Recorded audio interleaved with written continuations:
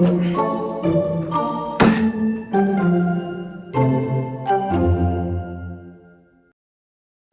to your right, now to your left. One of those people won't make it out of this presentation alive. I'm just kidding. Howdy, my name is Joey Korenman, and I've been a motion designer for 15 years.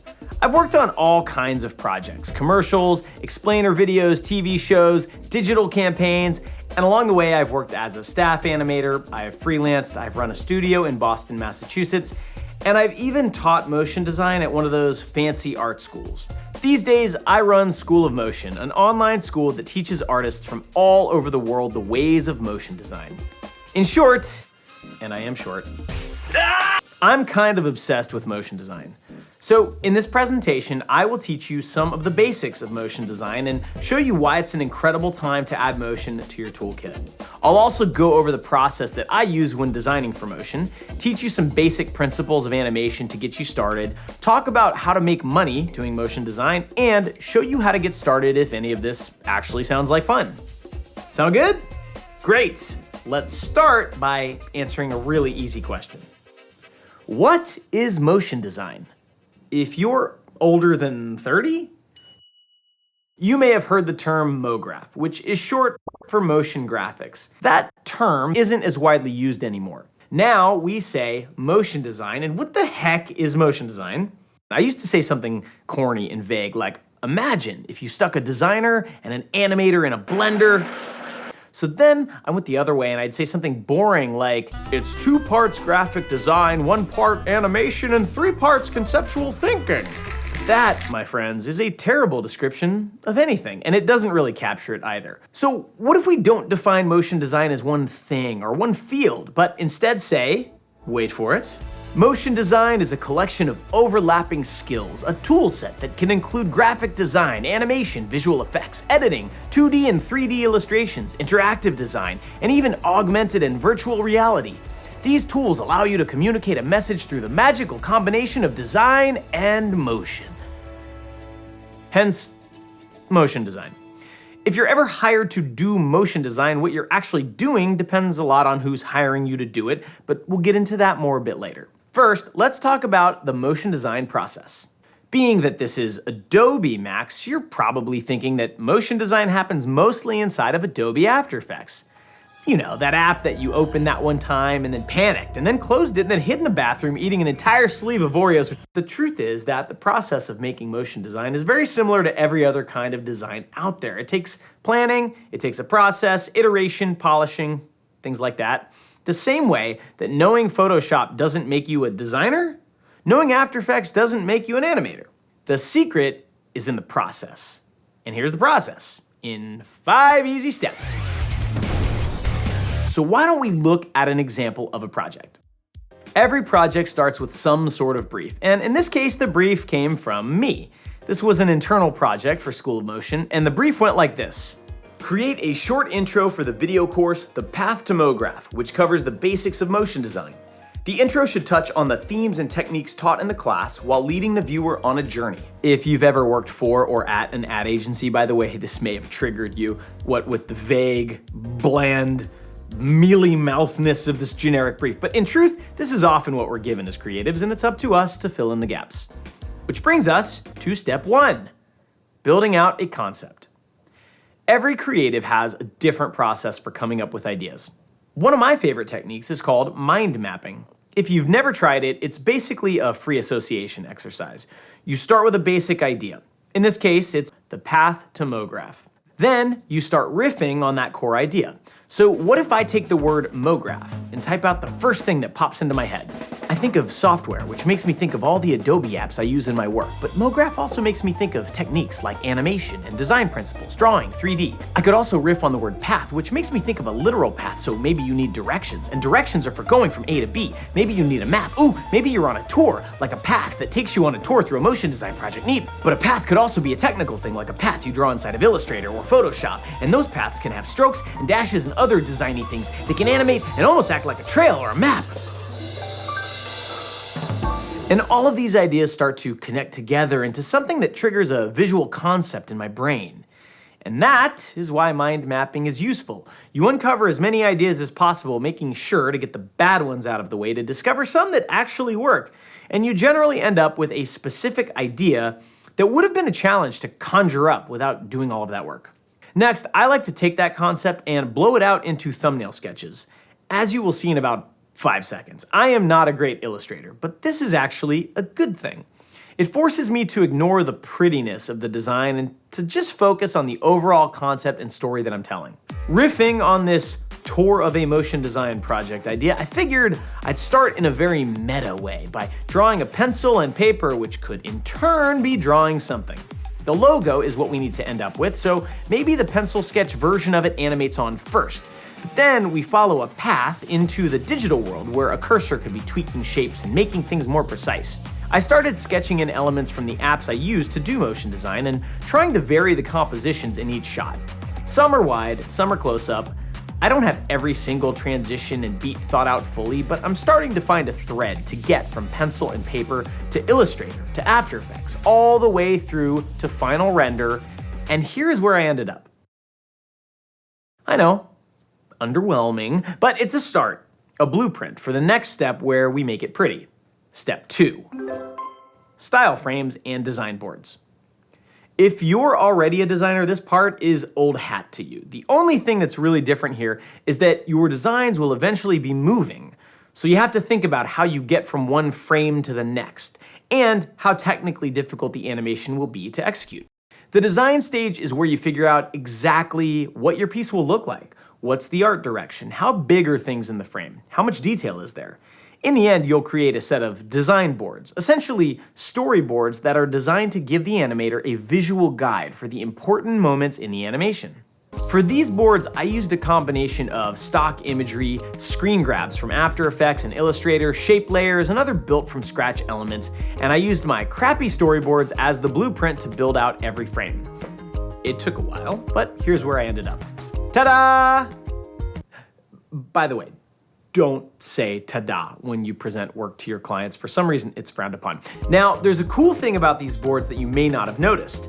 When you get some practice doing this, you'll be able to design boards that imply animation.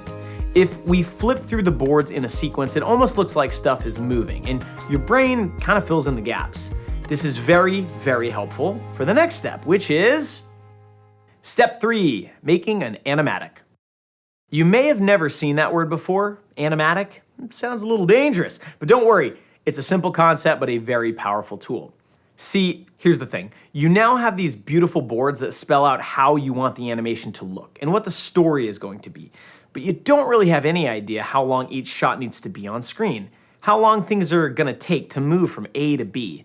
What's the pacing gonna be like? How about music? I was told there'd be music. These are all decisions that editors are used to making. And like I mentioned earlier, editing is part of the motion design bag of tools. So the animatic stage is where we roughly edit together these boards to music to figure out the general pacing and timing of the piece. I do this in Premiere, and I try to keep it really simple. I'll cut the boards together to figure out roughly how long I think the animation needs to be.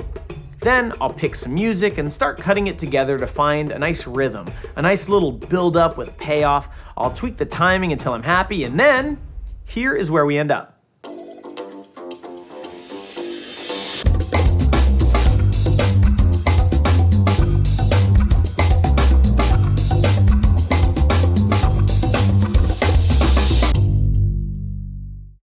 Now, at long last, we get to open up After Effects and actually make things move. And it's going to be so much easier to do now that we have a really detailed scaffolding for what the animation is supposed to be. We know what it should look like. We know roughly how long each shot needs to last, how much time it should take to transition. We're ready to go to step 4, production. I call this step production because it may involve live action, animation, more editing, voiceover recording, anything necessary to put it all together. In this project, all I needed was After Effects and a few plugins, and some experience using the principles of animation, but we'll get to that soon enough. Now, inside of After Effects, I'm using my design boards and my animatic as guides, and building the entire animation from start to finish using a variety of tools. I'm using shape tools, I'm bringing in images that I've captured, stock imagery, and even using parts of the Photoshop file I built while doing the boards. One fancier element is this pencil, which I wanted to feel more realistic than everything else, so I used a 3D model of a pencil and a plugin called Element 3D to animate that sucker directly inside of After Effects. I spent a lot of time tying different scenes together through similar movements, a concept I like to call reinforcing motion. It's a great way to keep energy moving throughout a piece like this, though it can take some finessing to get it just right. I also used something called a luminance mat to make the final logo reveal seem a little more analog. There are images or videos that contain luminance or brightness information that you can use in a million different ways inside of After Effects. And at the end of it all, I have a beautiful timeline with all of my shots laid out in sequence, and in a minute, you'll get to see what it looks like. But first, step 5, finishing. We need to add the finishing touches to this masterpiece. That's pretentious. I usually do this step back in Premiere. First, making sure the music is edited perfectly, trying to get as much drama out of it as I can. Then I do some sound design, using various libraries to build up a soundtrack that syncs with different beats, movements, and transitions. For this piece, I even recorded the sound of a pencil dropping and rolling across the table so I could time things out perfectly with the animation. Then I do some mixing, a little light mastering, double check everything, and time for the big reveal.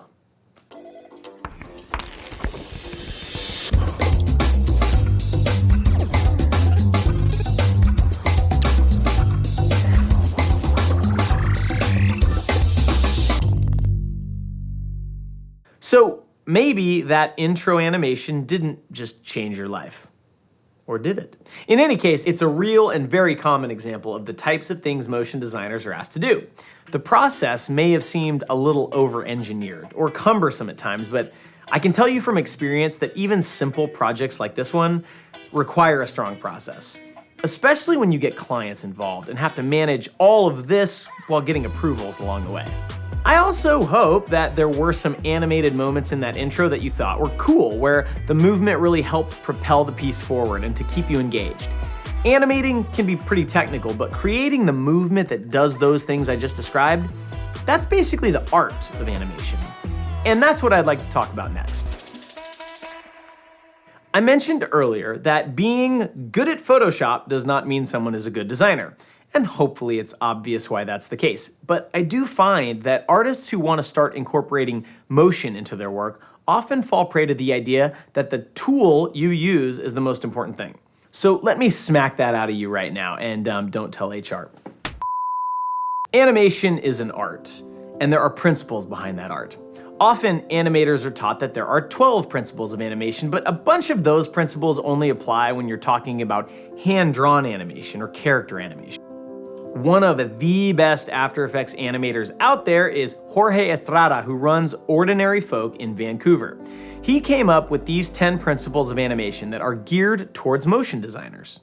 I think he's onto something, and I want to teach you 3 of these principles so that you can use them for sport and profit when you start down the road to motion. That was a terrible sentence. Before we get to the principles, I need to make sure that you know what this word means. Keyframe. What's a keyframe? Well, to help illustrate the concept, we're going to need your new best friend, After Effects, and this little dot. Let's say you have a design element, the dot, and you want some aspect of that dot to change over time. A simple example would be changing the position of the dot. To do this, we open up the position property of that dot and set a keyframe, basically a store of the dot's position value on the very first frame of animation. Then, we can move our playhead forward in time, say 1 second, and change the position of the dot. When we hit the play button, that dot will now move over 30 frames of animation. But we only defined what that dot is doing on 2 frames, the first and the last frame of movement. And those frames that we, the animators, defined are called keyframes. Keyframes. Almost all animation in After Effects is determined by keyframes, which let After Effects know how you want your composition to look on this frame and this frame. And after that, the magical computer machine will figure out all the rest of the frames for you. Sort of. More on that in a second. To really get the most bang for your buck out of keyframes, you need to understand the two most important concepts in animation. And they are timing and spacing. Timing is pretty easy to get. Remember our little dot friend? And I guess he needs a name. How about Elliot? So we gave Elliot 2 keyframes on his position property. Those keyframes were set 1 second apart, creating a movement that takes exactly 1 second.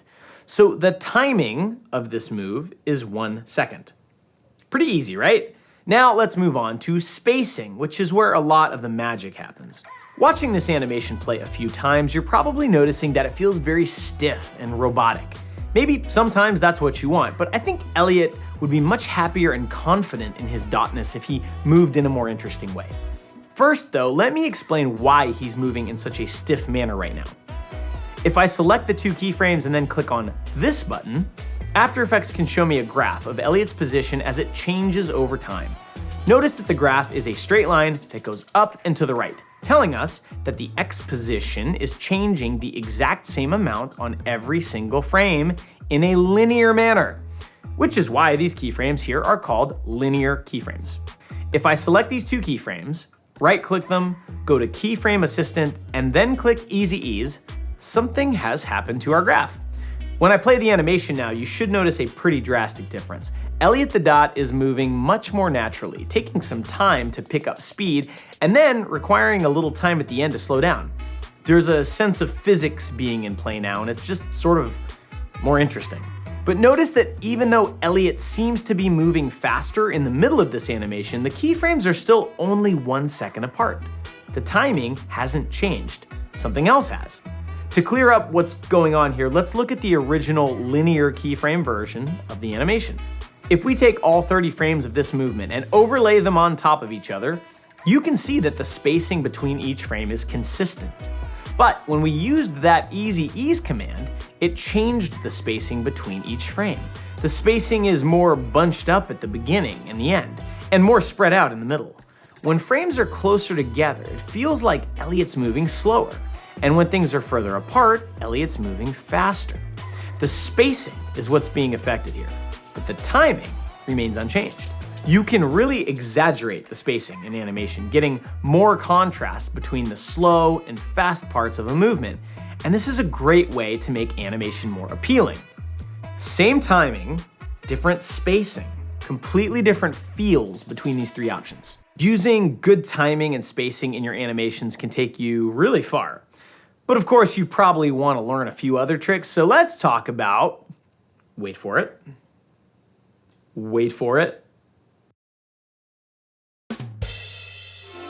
When Elliot the Dot moves from left to right with some nice spacing, it feels good.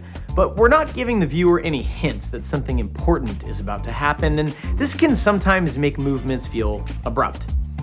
Notice the way the animation graph looks right now.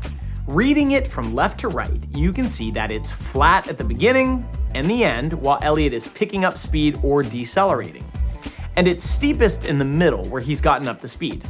I'm gonna tweak this graph a bit, and I want you to try and predict what will happen when the animation plays back. I'm gonna add another keyframe towards the beginning of the movement, and I'm going to tell Elliot to move in the opposite direction just briefly before moving to the right. Notice that the graph now has a little dip in it, and when we play the animation, there's a nice little head fake before the main move happens. In animation, we call this an anticipation, and now that you're aware of it, you'll see it everywhere. Every cartoon you have ever watched uses this technique extensively. And if anticipation is peanut butter, overshoots are marshmallow fluff. What if we added an extra keyframe at the end of the animation, symmetrical to what we did in the beginning, like this? Now, Elliot the Dot, in his youthful eagerness, goes a little too far and has to settle back once he reaches the end of the movement. This is called an overshoot, and it really helps to make your animation feel like there are some physical rules that it follows. Many of the principles you'll learn about if you start doing animation are there to help you make your movements feel more natural. Human beings are used to seeing things move in real life, and when we see animations, it tends to just feel a little better when what we're seeing follows similar physical rules. Which brings us to the last principle I wanted to show you. Follow through, also known as overlapping action. This concept is, again, designed to mimic the way things move in the real world. If I flap my arms up and down like some sort of deranged eagle, probably a bald eagle, you'll notice that my arms, like most arms, have joints. The flapping motion may begin at my shoulder, but then it travels down my arm, hitting the elbow and the wrist and finally my fingers. And there's a bit of a delay as the movement travels down the chain, giving my flaps a wave-like appearance. In After Effects, the easiest way to demonstrate how this works is to invite Elliot's bandmates to help out. Layla, Emmeline, Elliot, and Danny Carey are in a progressive metal band. They call their fans dot folk, it's a whole thing. But anyway, right now, all 4 dots are moving exactly the same way at exactly the same time. Nothing in real life moves like this, so to make these actions overlap, all we need to do is shift the keyframes for each dot so that the movements have some delay between them. If I shift the keyframes over by 1 frame of animation for each dot, it now looks like this. That wave-like motion I mentioned is already very clear, and we can exaggerate it more and make this feel a bit looser and more stretchy by adding another frame of overlap. Follow-through can get much more complex than this, but the basic idea is extremely simple to execute and adds instant visual appeal to almost any animation. And now, you know how to do it. Come to think of it, you actually know quite a bit now, so let's talk about how one goes about getting paid to do motion design. The number of companies who need motion design in one form or another has grown exponentially since I started my career. You've got motion design studios, traditionally found in large and medium-sized markets, but actually more and more found everywhere. And these types of companies often attract top talent and do some of the most creative work. You've got tech companies who have been scooping up motion designers as fast as they can be minted, and by the way, paying them a lot. And the work they need done is usually pretty different than what a studio needs. At Google, for example, motion designers might work on interactions that happen inside of an app, or even on a physical device. Pretty cool.